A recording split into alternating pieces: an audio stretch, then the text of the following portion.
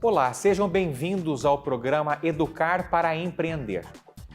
Aqui gravado na Faculdade do Comércio de São Paulo, que é uma faculdade ligada à centenária Associação Comercial de São Paulo.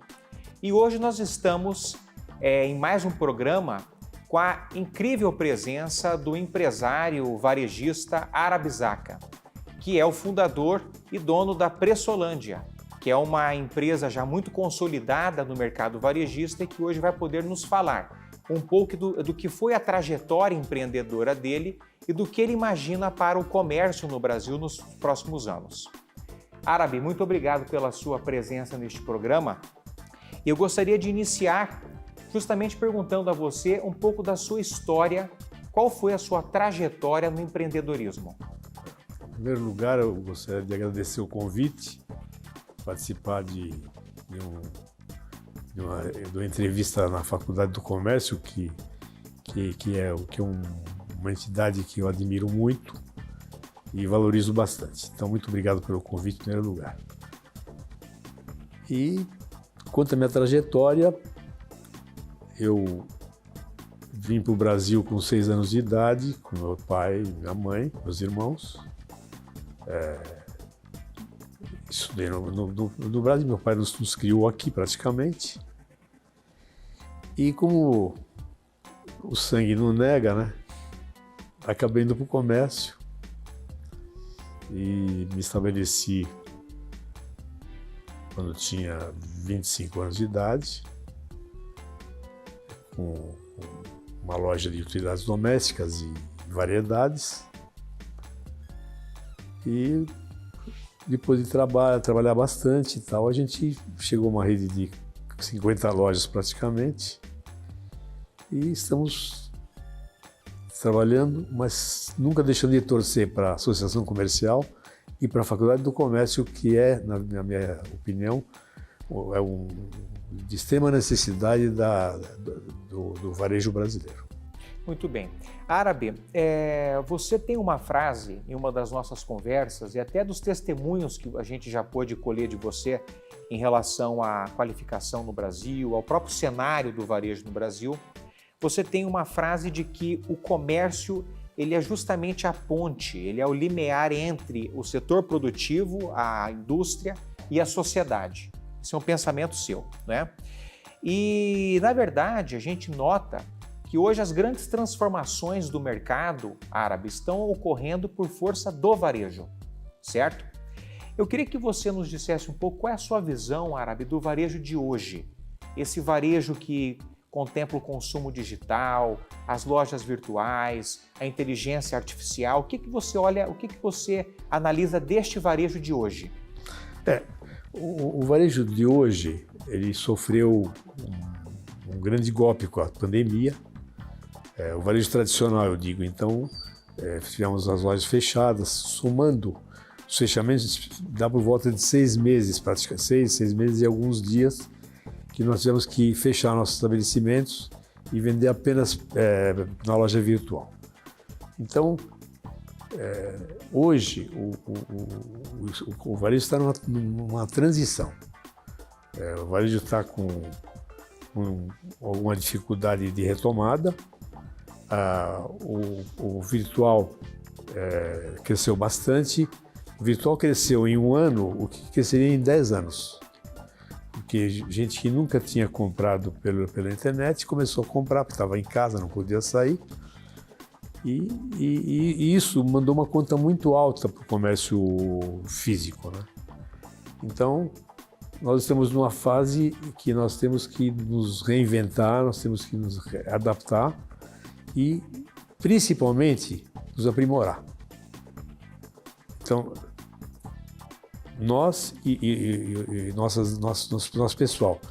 Então, eu acho que esse é o momento atual. Difícil, mas é o que nós temos. Arabi, a Pressolândia hoje, que é a companhia que você fundou e coordena e dirige tão bem, são quase 50 lojas, certo? São especificamente 48 lojas. É que nós estamos numa fase de reestruturação. Então, algumas lojas nós estamos fechando lojas ruins, abrindo lojas melhores. Então a gente tinha 50, estamos com 48, mas vamos inaugurar no mês de agosto, vai 49 e assim por diante. Mas praticamente são quase 50 lojas. Esse é o número. E eu te pergunto uma coisa, eu acho que isso é a dúvida de muitos comerciantes de hoje, sobretudo os pequenos e médios comerciantes. Você acha que é possível fazer esse casamento, essa sinergia entre a loja física e a loja virtual? Você que tem 50 lojas físicas? Veja uma coisa, como eu disse, nós estamos numa fase de transição. Não seria muito difícil você enfrentar a loja virtual, enfrentaria com facilidade se as condições fossem as mesmas. Mas hoje, no virtual, existe muita sonegação, certo? Existe muita venda de produtos irregulares, muita venda de produtos estrangeiros que entram sem pagar impostos. Então a briga está desigual. Então teria que se arrumar uma fórmula de igualar um pouco as condições. As condições que estão sendo oferecidas para o virtual não são oferecidas para o físico. Então isso está ocorrendo e com muita força. Ninguém sabe, existe entrega sem nota fiscal, com declaração de conteúdo. Quer dizer, como é que pode alguém vender sem nota fiscal? É impossível, né? E a quantidade muito grande de gente praticando esse tipo de coisa. Então tem que haver talvez uma regulamentação, uma fiscalização maior para coibir esse tipo de coisa. Porque aí equilibra um pouco melhor. E você acha que esse debate está existindo, Árabe? Eu acho que não. Ainda, mas ele está muito próximo. Porque todo o varejo está sentindo. Ah, não, eu vou entregar a mercadoria vendida pela internet na minha loja física. Tudo bem, e daí? Você teria que ter uma loja em cada cidade. Você não podia ter 20 lojas em Salvador, por exemplo, como muitos têm. Então, é muito difícil que não aconteça esse debate. Perfeito. Árabe, uma outra dúvida que eu tenho, agora falando um pouquinho de qualificação, e você já tendo quantas décadas já de empreendedorismo? Quando você começou? Eu me estabeleci em 68. 68. 69. São praticamente 50 anos, então, de empreendedorismo. Mais de 50. Mais de 50. O que eu te pergunto é o seguinte, Árabe, você acha que o empreendedor já nasce empreendedor ou se aprende a ser um bom empreendedor? Eu acho que são coisas difíceis de analisar, porque a pessoa nasce e enfrenta o meio ambiente, né? Então depende de como você é criado, onde você vive e as oportunidades que surgem. Eu acho que o empreendedorismo ele é uma oportunidade que surge e ele tem que ser agarrado, tem que ser aproveitado. Então é uma oportunidade, você está se formando e surge a oportunidade de você trabalhar num banco, surge a oportunidade de você terminar seus estudos e lecionar, dar aula, e outros têm a oportunidade de empreender. Acho que é uma oportunidade que tem que ser aproveitada também como as outras. E quais foram as grandes dificuldades que você enfrentou, Árabe, nesses 50 anos como comerciante, como empreendedor? Olha, quando eu comecei, claro que, como todo mundo, sem dinheiro. Então, eu precisava tocar, eu tinha uma loja, né? Eu precisava tocar, comprar, vender e tal. Então, eu percebi naquela época os bancos eram mais difíceis do que agora. O crédito era bem mais limitado, difícil, né? Era muito restrito. E não tinha onde recorrer, né? Então, eu recorria ao preço. Eu comprava com prazo, vendia rapidinho, comprava à vista outro produto e consegui fazer um capital de giro girando com preços muito baixos, com margem baixa. E o volume começou a crescer e deu certo.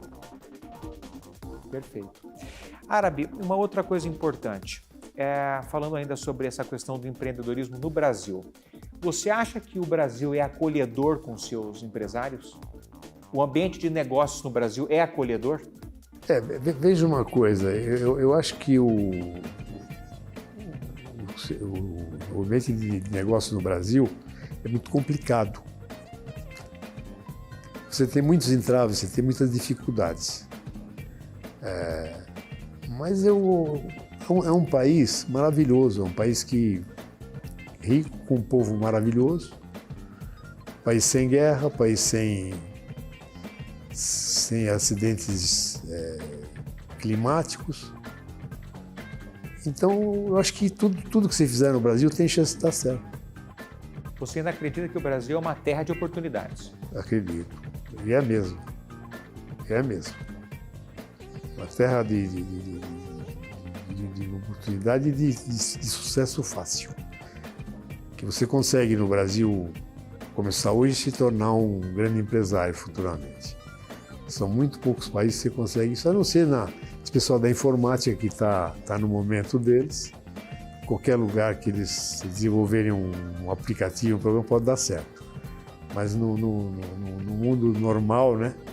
No mundo regular, o Brasil é um dos grandes países do mundo, talvez o melhor.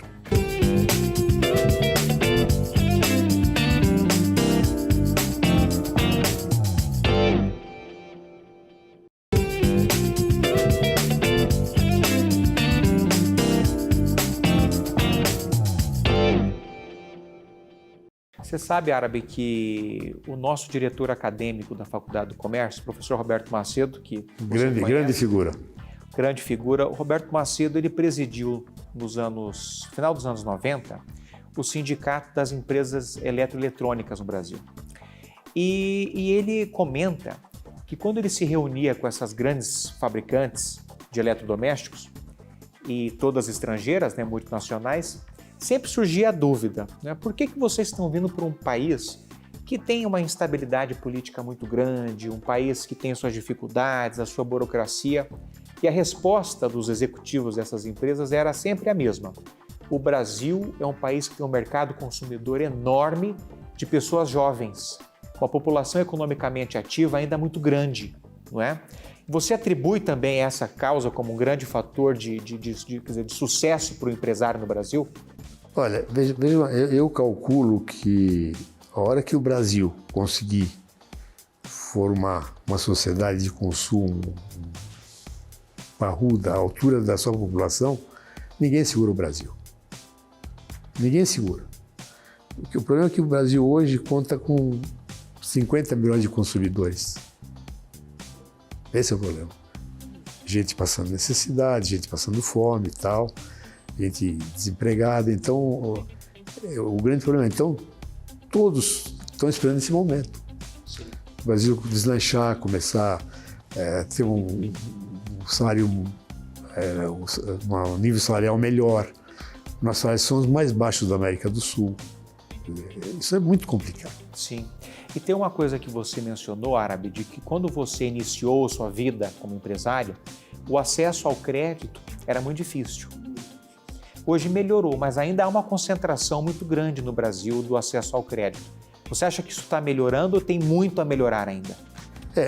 O crédito no Brasil é muito caro. É muito caro e muito complicado ainda, porque você tem que oferecer garantias e você não consegue um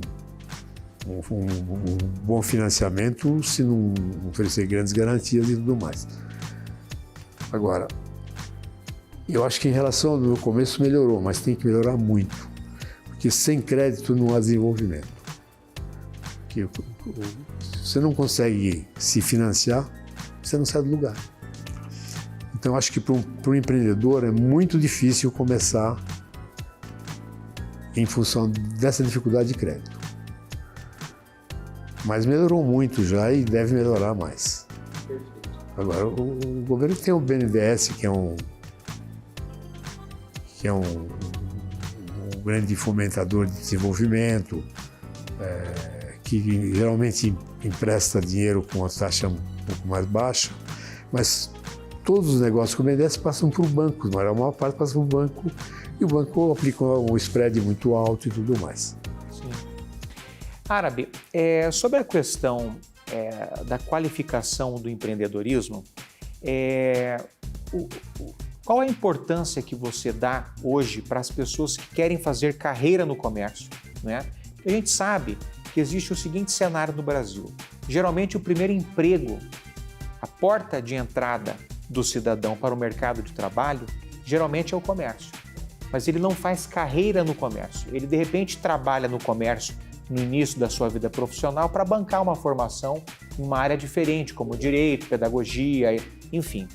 E aí até se brinca, né, que você tem hoje um oceano de motoristas de Uber formados em direito, porque depois eles se formam em direito, não tem mercado, né? Esse é um cenário que ocorre no Brasil de hoje.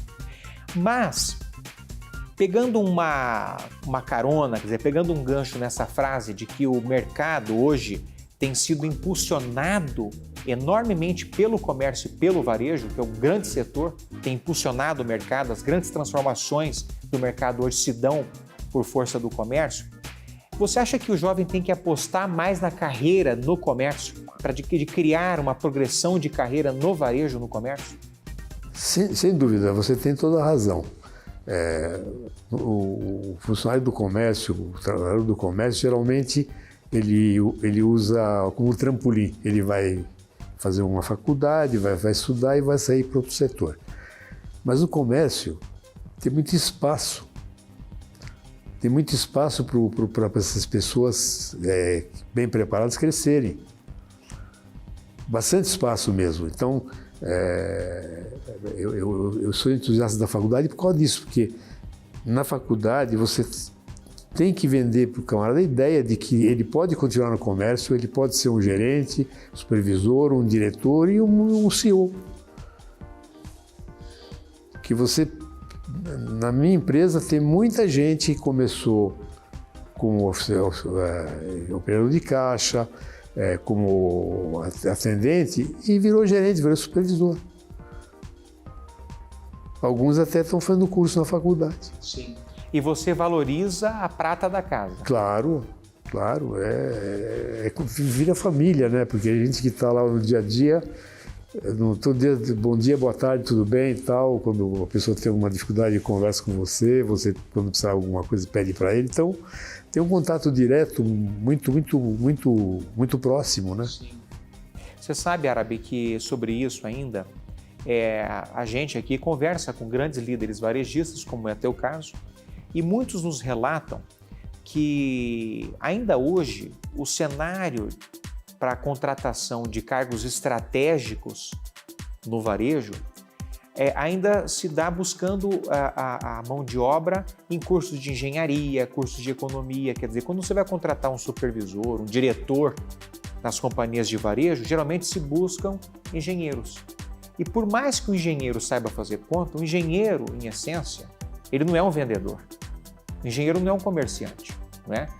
Então, esse anseio de se valorizar este profissional que começa no comércio e vai ascendendo até chegar a cargos mais estratégicos, isso é fundamental.